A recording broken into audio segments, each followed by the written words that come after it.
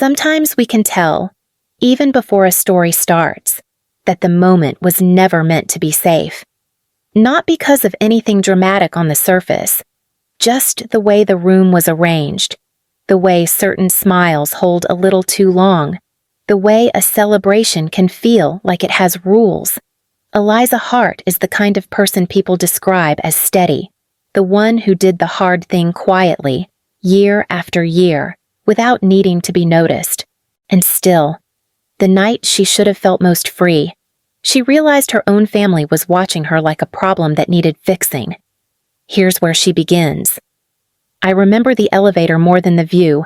It was one of those private rooftop clubs downtown where everything looks expensive, but nothing feels warm. The doors opened and the air hit me first, cool and clean like someone had paid extra to keep it that way. Soft music, low voices, a lot of dark suits. My mom's hand was already on my elbow like she'd been waiting for me to drift off and embarrass her. "Stand tall," she murmured, not looking at me, "and don't fidget." I did what I always did.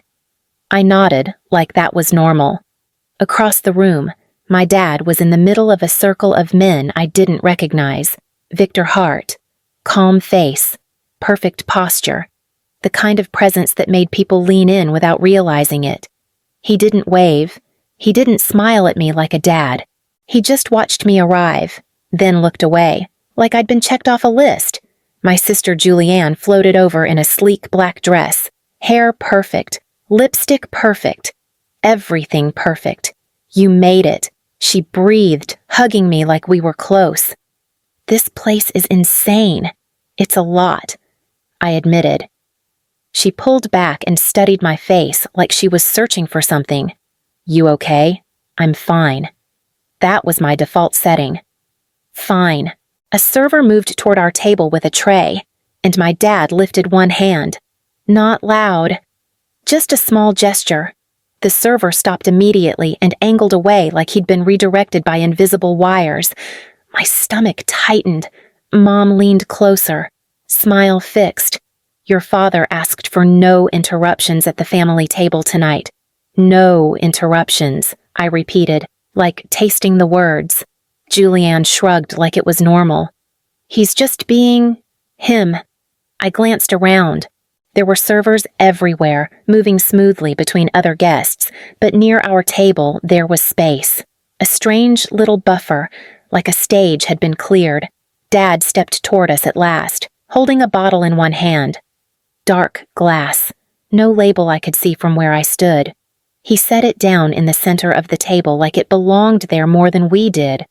"Tradition," he announced, voice easy, almost charming. "A private toast for family." Mom's smile brightened at the word private. Julianne clapped softly. "Oh, are we doing that thing?" Dad's eyes flicked to her, approving. Then to me. "You earned tonight," he added, and it would have sounded kind if his eyes weren't so flat. I nodded again. "Thank you." My phone buzzed in my clutch, a message from Olivia, my best friend, who'd gotten pulled into this evening as my +1, down the hall, be there in 2. My hands were cold, not from nerves exactly, from recognition. 2 nights earlier, I'd stood outside my dad's office door and heard his voice through the crack. Low, controlled, no servers. I pour it. Another voice, the attorney's, muffled, and then my dad again. Quieter. "She only needs to be sick long enough." That was all I'd caught. Not a name, not a substance, just the shape of the plan. We'll pause here, just for a second, on the detail most people miss: the way control looks polite when it's wearing a suit. Olivia slid into the seat beside me a moment later, cheeks flushed from the cold outside, eyes going wide at the room. "This is..." She didn't even finish. I leaned in like I was telling her something normal, something boring. "Keep your phone ready," I murmured, "and if I tap your hand, start recording." Her smile faltered. "Eliza." "What's going on, I'll explain later," I whispered. "Just trust me." Dad reached for the bottle. He didn't signal a server. He didn't ask anyone to help. He opened it himself. Slow and careful, like he was performing something sacred. Mom sat very still. Julianne was grinning, already lifting her glass like this was a sweet family moment. I didn't lift mine yet. I watched my dad's hands, the bottle, the way he leaned in close when he poured mine, like he wanted to make sure there was no space for error. He slid the glass toward me, and for a brief second, his gaze held mine. Not warm, not proud. Measured. I wrapped my fingers around the stem and felt my pulse in my fingertips, and I smiled, because in that room, smiling was the safest thing I could do. The truth is, I didn't walk into that rooftop blind. 2 nights before the dinner, I'd come home later than usual. It was quiet in the house, the kind of quiet that means everyone assumes you're asleep. I dropped my bag by the stairs and headed for the kitchen, already planning tea and a few minutes of silence. That's when I heard my dad's voice. It was coming from his office. The door wasn't fully closed, just enough space for sound to slip through. I slowed without thinking, stood there barefoot on the cold tile, holding my breath like I used to when I was a kid and didn't want to get caught listening. "I don't want any servers near the table," my father said. Calm as ever. "I'll handle it." Another voice answered him. The lawyer. Older, careful, and the timing pause, papers shifting. "She only needs to be sick long enough," my dad replied, long enough to keep her from speaking. My chest tightened so fast it almost hurt. There was more murmuring after that, words I couldn't make out, legal language, logistics, nothing dramatic. That was the worst part. It sounded like scheduling a meeting, like arranging a ride. I didn't hear the name of anything. No chemicals, no details, just certainty. I stepped back before the floor could creak and walked down the hall like I hadn't heard a thing. My hands were shaking by the time I reached my room. I locked the door, sat on the edge of the bed, stared at nothing. I kept replaying the same phrases. No servers. I pour it. Sick long enough. It wasn't fear exactly. It was recognition. The kind that settles in your body before your mind catches up. I didn't confront him. I didn't tell my mom. I didn't call the police. I did what I've always done in that house. I stayed quiet and paid attention. The next day, my mom asked what I wanted to wear to the dinner. Her tone was light, almost sweet, something simple. I told her. She smiled like she'd won something. Julianne texted me later, excited about the venue, the guest list, the photos. I typed back short replies and deleted half of them before sending. I didn't trust my hands. That night, I barely slept, not because I was panicking, because my brain wouldn't stop sorting things. The moment he'd choose, the place he'd feel safest, the way he always liked control to look effortless. We notice, listening back, how calm she sounds even here. Not fearless, focused, like someone already adjusting their balance. By the time the sun came up, I knew one thing for sure. Whatever was planned wasn't meant to happen in secret. It was meant to happen where people were watching, where refusal would look rude, where silence could be mistaken for consent. The toast wasn't a celebration. It was the container. So I packed my clutch carefully, phone charged, one message drafted and left unsent. And when I looked at myself in the mirror before leaving the house, I practiced the same expression I'd worn my whole life. The one that said I was fine, even when I wasn't. Growing up, our house wasn't loud, no shouting, no slammed doors. Everything sharp happened quietly. At dinner, my dad talked, not about feelings, about numbers, about strategy, about who was loyal and who wasn't. My mom listened with her head slightly tilted, like she was always agreeing a second before he finished the sentence. Julianne learned early how to fit into that rhythm. She mirrored him without trying, same calm tone, same careful pauses. When she did well, it was announced like a shared victory. Julianne handled that perfectly, my dad would say, lifting his glass. Mom would smile. She always does. I sat there, chewing slowly, nodding at the right moments. When I brought home awards from school, they went into a drawer. When Julianne brought home recognition, it went on the wall. No one explained the difference. They didn't have to. One afternoon in high school, I mentioned applying for an environmental program over the summer. My dad looked up from his laptop, just long enough to register mild disappointment. "That's not very practical," he said. Already returning to his screen, Mom adjusted the napkins. "You'll grow out of it." Julianne caught my eye across the table. She gave me a look that meant don't push it. So I didn't. That was the rule in our house. Silence was rewarded. Resistance was noted. When I left for college, the distance felt like relief. When I came home, my shoulders tightened without me realizing it. My mom noticed everything. My posture, my tone, the way I held my fork. "Relax," she'd say lightly. "You're among family." But family felt more like an audience. The night before the graduation dinner, Julianne knocked on my door. She leaned against the frame, arms folded. "You've been quiet," she said, "more than usual." "I've had a lot on my mind." She hesitated, then smiled. "Dad's proud of you." In his way. That sentence had always done a lot of work for her. We notice how often people in families translate harm into something gentler, something easier to live with. After she left, I sat on the bed and listened to the house settle. Pipes clicking, a door closing somewhere down the hall. My dad's footsteps, steady, controlled. In that house, being loved meant being useful. Being safe meant being agreeable. By the time I turned off the light, I already knew I wouldn't be either of those things much longer. I learned about my grandmother's trust in the least dramatic way possible. No ceremony. No envelope slid across a table. It happened in a conference room that smelled like coffee and old carpet. The trustee cleared his throat and glanced between us, assuming everyone already knew. My dad's jaw tightened just enough for me to notice. My mom's hand froze mid-motion over her notepad. "There's an independent trust," the man said carefully, flipping a page. "Established by Dr. Miriam Sloan. $7.4 million. Conditions are standard." Standard. The word landed wrong. My dad leaned back in his chair, arms folding. "What conditions?" The trustee hesitated. "The beneficiary must be available to testify in any related proceedings. Full mental capacity.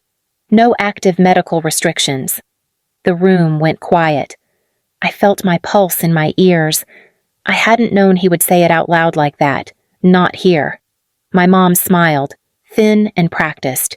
"Testify about what?" "Exactly." The trustee shrugged. "That's not specified. The language is broad." My dad nodded once, like he'd just confirmed a suspicion. "I see."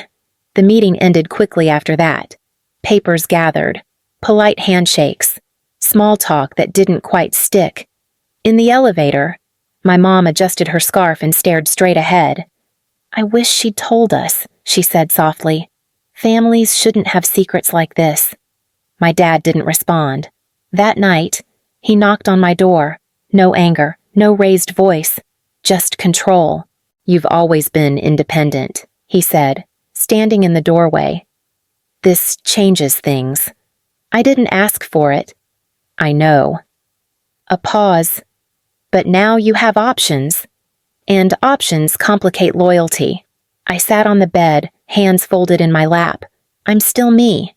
He studied me like I was a document he'd just finished reading. For now. We notice how quickly a person can be reclassified in a family once power shifts, even slightly. After that, everything softened on the surface. My mom checked in more, asked what I needed, offered help she'd never offered before. My dad started texting short congratulations. Neutral, almost kind. It didn't feel like care. It felt like monitoring. Julianne mentioned it once, laughing a little. "They're finally noticing you." I smiled back. "Yeah, finally." But I knew the truth before I let myself say it. I wasn't their daughter anymore. I was a variable they hadn't planned for. The samples came back on a Thursday. I was still on campus then, finishing up my final research notes, half-packed boxes stacked against the wall. My lab partner pushed a printout across the table and frowned like she didn't want to be the one to say it. "These levels aren't normal," she muttered. "Not even close." I leaned in. Read the numbers. Read them again. Heavy compounds. Synthetic markers that didn't belong in a river that close to residential zones. Stuff you don't just stumble across. My professor tapped the page with his pen. "Run it again. Different batch, different location." We did. Same result. The site sat near an industrial corridor just outside the city. Nothing flashy. Chain-link fences. Warning signs no one read anymore. When I traced the discharge permits, one name kept appearing in the paperwork, a subsidiary, then another. All roads narrowing to a familiar place. My dad's company. I didn't go home right away. I sat in my car with the engine off, hands resting on the steering wheel, staring at nothing. The steering wheel felt gritty, like I hadn't cleaned it in a while. That detail stuck with me. How ordinary everything still was. That night, I laid the printouts on the kitchen counter. Didn't make a speech. Didn't soften it. "These compounds shouldn't be there," I told him. "They match experimental runoff profiles." My dad glanced down, barely scanning the pages. "You're jumping to conclusions." I verified the data twice. He set the papers aside neatly. Too neatly. "You're still a student. So are the people who found this first." A quiet pause settled between us. My mom hovered near the sink, drying the same glass over and over. My dad folded his hands. "Do you have any idea how many people depend on this company? That doesn't make it legal. It makes it complicated." His voice stayed level. "You don't get to destroy what feeds thousands just because you feel morally superior." The words landed hard, not loud. Final. We notice moments like this when listening later, the exact second a conversation stops being about facts and turns into power. I gathered the papers. My hands shook more than I expected. "I'm not trying to destroy anything. I just want it to stop." "That's not how the world works," he replied. "And it's not your role." My mom finally spoke, eyes fixed on the counter. "This isn't dinner conversation." I nodded. "You're right. I didn't push further." Not then. I took my data back to my room, copied it, saved it in more than one place. Old habit. Quiet preparation. Later that night, Julianne knocked, holding 2 mugs. "You okay?" she asked, passing one to me. "I will be." She hesitated. "Dad's under a lot of pressure." "I know." She waited for me to say more. I didn't. After she left, I stared at the files glowing on my laptop screen. The river, the compounds, the permits that didn't quite add up. It wasn't just about the water anymore. It was about what my dad was willing to risk to keep control. By the time the bottle appeared on the table, my body already knew what was coming. Not panic, not fear exactly. Something steadier. Like when you realize the exit you thought you had isn't actually there. My dad stood, glass in hand, and the room quieted without him asking. People leaned in, phones lowered. This was the part everyone expected to look warm in photos. "Family tradition," he said lightly. "A moment just for us." The bottle caught the light as he lifted it. Dark glass. Heavy. He didn't hand it to anyone. Didn't look for a server. Just tipped it himself. Slow and careful, like he wanted to feel every second of it. Julianne nudged me, smiling. "This is kind of sweet." I nodded. "Yeah." My fingers brushed Olivia's under the table. Once, a small tap. Her eyes flicked to me, then down at her clutch. She didn't ask anything. Just shifted, subtle, and angled her phone where it would catch the table without being obvious. My dad poured my glass last. He leaned in slightly, blocking the view with his shoulder. Not enough to draw attention, just enough to control the angle. When he slid the glass toward me, His hand lingered for a beat longer than necessary. "Tonight matters," he murmured, too low for anyone else to hear.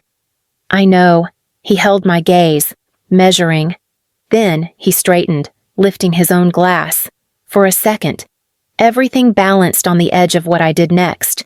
If I refused, it would look dramatic, emotional, a problem. He could spin that. He always did. If I drank, I might not get another chance. I thought about the files saved in 3 places, the trust language about testifying, the way he'd said sick long enough, like it was a scheduling detail. We hear, listening now, how quiet these moments are when someone realizes there isn't a clean option left. I reached for my glass, lifted it just high enough for everyone to see. Then I turned to Julianne.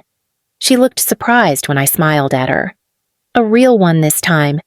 "You've carried this family for years," I told her, voice steady. "You deserve this moment too." I slid my glass toward her and took hers instead, smooth, casual, like it was nothing. A flicker crossed my dad's face, not anger, not shock, calculation. The room laughed softly, charmed by the gesture. Someone murmured something about sisterhood. Julianne raised the glass, touched it gently to mine. "To us. To us," I echoed. My heart didn't race. It slowed. Across the table, my mom sat very still. Her smile didn't move. Dad lifted his glass last. The sound of crystal clinking filled the space. Polite, controlled, perfect. I took a small sip from Julianne's glass. Safe, clean, across from me. She tilted her head back and drank. Nothing happened right away. That was the worst part. Julianne laughed at something someone said across the table, waving her hand like she always did when she was relaxed. My dad sat back, one arm draped over his chair, glass resting near his chest. My mom picked at the corner of her napkin, eyes flicking between us without landing anywhere for long. The music shifted. Plates were cleared. A server hovered at the edge of the room and stopped when my dad lifted one finger. Just one. I kept my posture loose, forced my shoulders down, took another small sip from the glass I'd switched into my hand. It tasted like nothing. Clean. Ordinary. Julianne leaned closer. "You okay?" she whispered. "You look pale." "I'm fine," I told her. "Just tired." She nodded, already drifting back into the conversation. 5 minutes passed, then maybe 7. I started to think I'd misread something, that I'd imagined the weight in his voice the other night, that I'd turned fragments into fear. Then Julianne's smile faltered. She pressed her hand to her chest, not dramatically, just a quick, confused movement, like she'd caught her breath wrong. "Hey," she muttered, blinking hard. "That's weird." My dad didn't move. Mom's eyes sharpened. "Julianne, I'm dizzy," Julianne said, trying to laugh it off. "I think I stood up too fast." She hadn't stood up. Her chair scraped softly as she shifted, then, again, louder this time. Her face lost color in a way that wasn't subtle. A sheen of sweat appeared along her hairline, darkening the roots. "Hey," someone said. "You okay?" Julianne's hand slipped from the table. Her glass tipped and rolled, stopping against the salt shaker. My heart kicked hard once, then settled again. "Focus. Stay focused." "I can't." Julianne stopped, breath hitching. Her words blurred together after that. She slid sideways, too fast for anyone to catch her properly. Chairs jolted back. Someone swore under their breath. Mom stood up abruptly. "Call someone." A man at the next table was already pulling out his phone. Another voice shouted for help.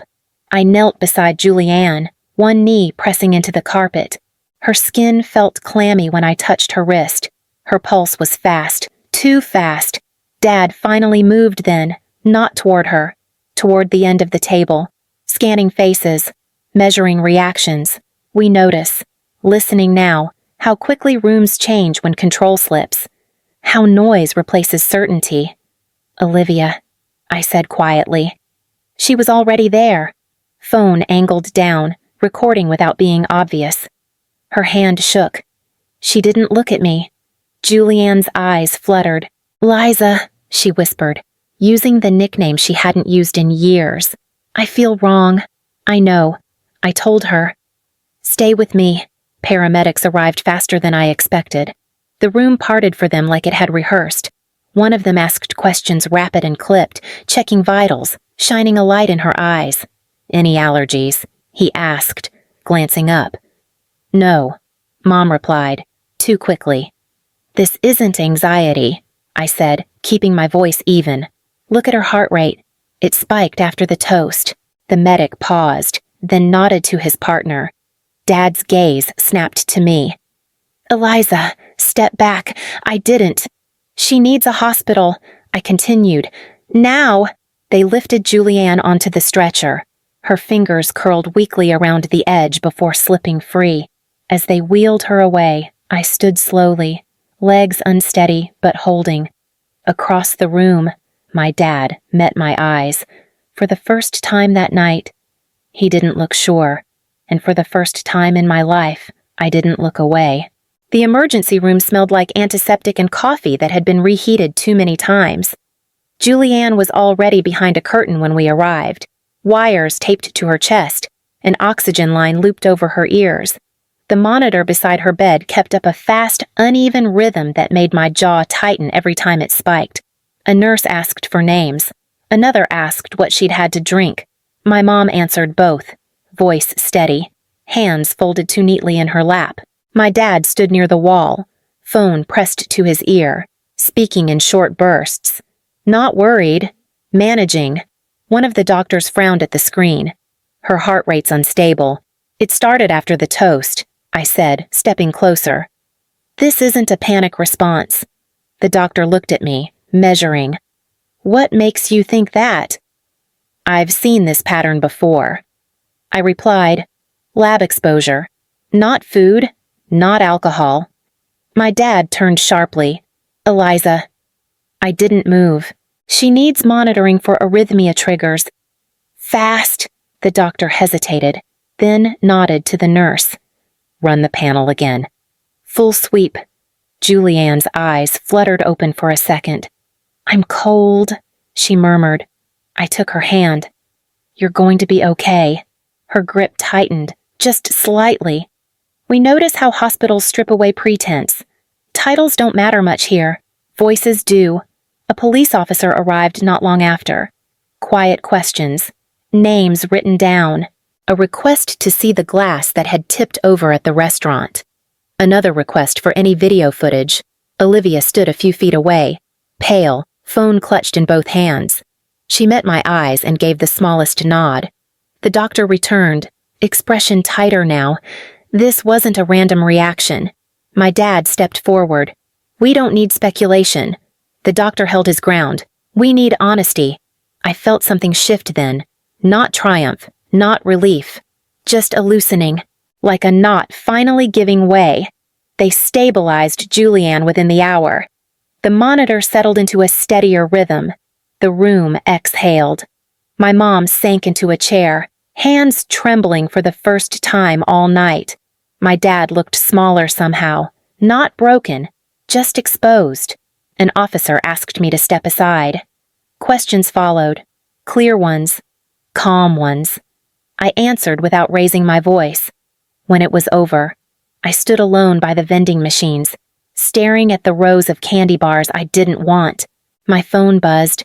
A message from Olivia. "It's backed up. Everything." I leaned my head against the cool tile and closed my eyes. For the first time that night, I wasn't bracing for what came next. I was waiting. The house by the lake was quieter than I expected. Not empty, just still. The kind of quiet that doesn't press on your chest. It waits. I moved in with a single suitcase at first. Clothes, a few books, my grandmother's old mug with the chipped rim. I told myself it was temporary, but I didn't rush to unpack. Julianne came a few weeks later. Slower. softer around the edges. We learned how to share space without pretending we were fine. Some mornings we didn't talk much at all. Other days we sat at the kitchen table longer than we meant to, coffee going cold between us. We didn't discuss our parents much. There was nothing new to say. The investigations moved forward on their own timeline. My father's name stopped appearing where it used to. Invitations dried up. Silence did what it does best. I spent my days working through the trust paperwork with the trustees. $7.4 million written out in careful language. Enough to change a life. Enough to carry weight.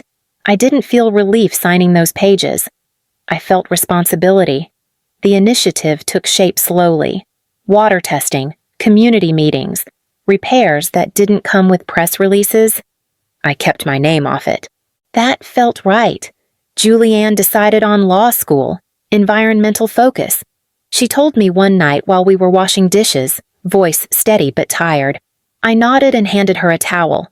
That was it. No speech, just acceptance. Some evenings. I walked down to the water alone. No phone, no notes. Just the sound of small waves and my own breathing. I thought about how many years I'd spent bracing, reading rooms, adjusting myself to stay safe. That changed, not all at once, not dramatically, but enough. I didn't win anything. I didn't reclaim a family or expose some grand villain with a final line. What I did was survive long enough to stop shrinking. Eliza Hart doesn't measure her days by approval anymore. She notices what steadiness feels like, what it means to choose where to stand and when to stay quiet for her own sake. Sometimes I think that's all this story needs to leave behind, a record of what happened, and the space to sit with it, if someone else needs that too.